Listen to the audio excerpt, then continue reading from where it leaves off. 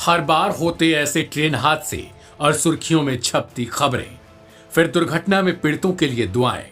शायद यही काम अब रह चुका है। हम एक और दुर्घटना में इनकी संख्या को जोड़ते हैं और फिर आगे बढ़ चलते हैं। तमिलनाडु के कवरापेट्टई के पास मैसूर दरभंगा बागमती एक्सप्रेस और एक खड़ी मालगाड़ी के बीच टक्कर से बोगियां खिलौनों की तरह पटरी से दूर कहीं छिटक गईं।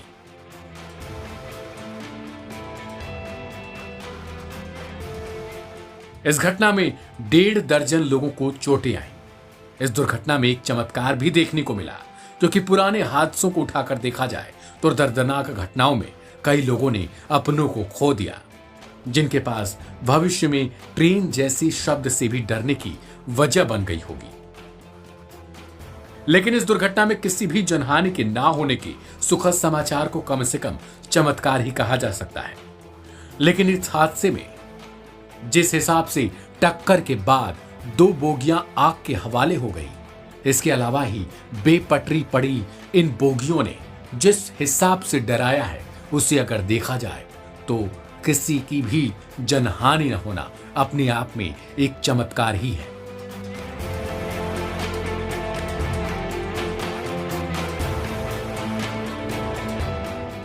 गौरतलब है कि तस्वीरों को देखने से ही रूह कांप उठने वाली स्थिति है।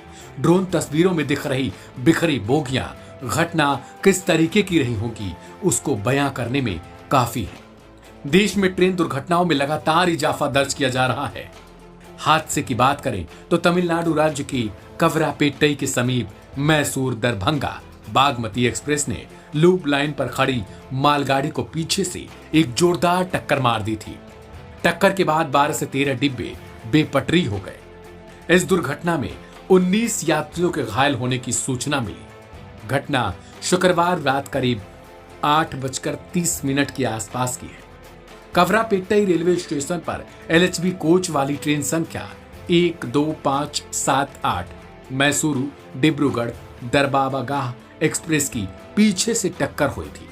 ट्रेन तकरीबन रात के 8:27 पर पोन्नेरी स्टेशन से गुजरी और उसे मुख्य लाइन के माध्यम से ही अगले स्टेशन कवरापेट्टई पर चलने के लिए हरी झंडी दिखाई गई।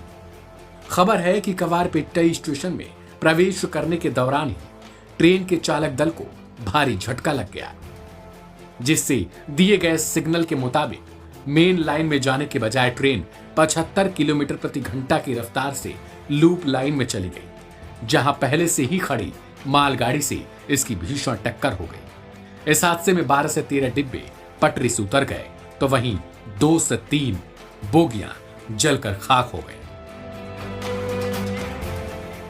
लेकिन इस एक बार और के हादसे ने कहीं न कहीं रेल मंत्रालय से लेकर पूरे रेल विभाग पर सवाल खड़ा कर दिया है कि अगर एक आम आदमी ट्रेन में बैठे तो किस स्थिति को याद करते हुए बैठे। इस खबर पर आप अपनी राय कमेंट बॉक्स में दे सकते हैं। ढेर सारी खबरों को देखने के लिए सब्सक्राइब करें लाइव हिंदुस्तान।